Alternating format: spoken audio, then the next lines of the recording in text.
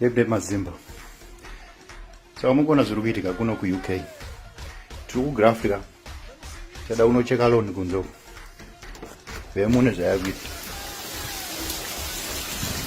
Una zvayakuita mvura. Ha? Mvura yese.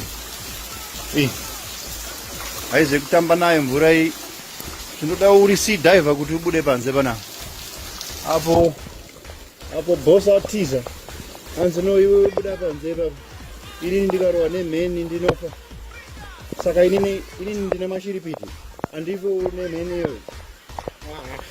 Anorwara mudara we. Apo ndakutomsha.